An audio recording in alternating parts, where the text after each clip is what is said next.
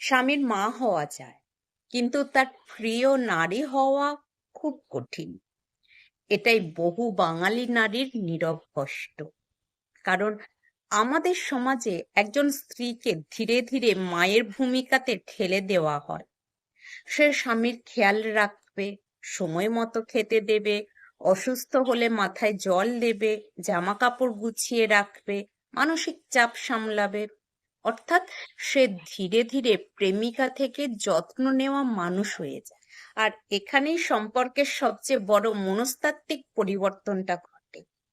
একজন পুরুষ যখন কোনো নারীর মধ্যে শুধু যত্ন, দায়িত্ব আর অভ্যাস দেখতে শুরু করে, তখন অনেক সময় তার চোখে সেই নারীর রোমান্টিক আকর্ষণ কমে যেতে থাকে।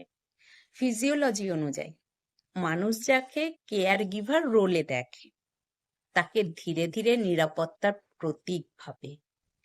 কিন্তু রহস্য, উত্তেজনার, আকর্ষণের জায়গাটা কমে যায়। এই কারণেই অনেক স্ত্রী একসময় অনুভব করে, আমি ওর জীবনের সবচেয়ে দরকারি মানুষ, কিন্তু সবচেয়ে কাঙ্ক্ষিত মানুষটা আর আমি নই। বাঙালি সংসারে এই জিনিসটা খুব কম মানুষ মুখে বলে, কারণ এখানে স্ত্রী মানেই ত্যাগ, সহ্য, দায়িত্ব। কিন্তু একজন নারী শুধু দায়িত্ব হতে চায় না, সে কারো প্রিয় মানুষও হতে চায়। সে চায় কেউ তাকে শুধু রান্না করা হাত দিয়ে নয়, নারী হিসেবেও দেখুক। কেউ তাকে শুধু সংসারের মানুষ না, ভালোবাসার মানুষও ভাবুক। সবচেয়ে কষ্টের ব্যাপার হলো, অনেক নারী নিজের অজান্তেই স্বামীর মা হয়ে ওঠে। সে সবকিছু মাপ করে দেয়, সব ভুল ঢেকে রাখে, নিজের কষ্ট চেপে রাখে, স্বামীকে বাচ্চার মতো সামলায়। তারপর এক সময় দেখে পুরুষটা তার উপর নির্ভর করে ঠিকই, কিন্তু তাকে আর আগের মতো চায় না।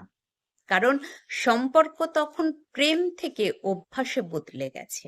আসল সত্য হলো, একজন স্ত্রী যদি শুধু মায়ের ভূমিকা পালন করতে করতে নিজের নারীসত্তা হারিয়ে ফেলে, তাহলে সম্পর্কের ভেতরের রোম্যান্স ধীরে ধীরে কমে যায়। স্বামী তখন শান্তি পায়, নিরাপত্তা পায়, কিন্তু নতুন করে প্রেমে পড়ার অনুভূতিটা হারিয়ে ফেলে। তাই একজন নারীকে শুধু সংসার সামলানো মানুষ হয়ে গেলে চলে না। তাকে নিজের ব্যক্তিত্ব, আকর্ষণ, অভিমান, স্বপ্ন এগুলো বাঁচিয়ে রাখতে হয়। আর একজন পুরুষেরও বোঝা দরকার, যে নারী তোমার জন্য নিজের জীবন উজাড় করে দিচ্ছে, সে শুধু দায়িত্ব না, সে তোমার প্রিয় মানুষ হওয়ারও অপেক্ষায় আছে। কারণ স্ত্রী যদি শুধু মায়ের মতো হয়ে যায়, তাহলে সংসার টিকে যায় ঠিকই, কিন্তু ভালোবাসা ধীরে ধীরে নিঃশব্দে মারা যায়।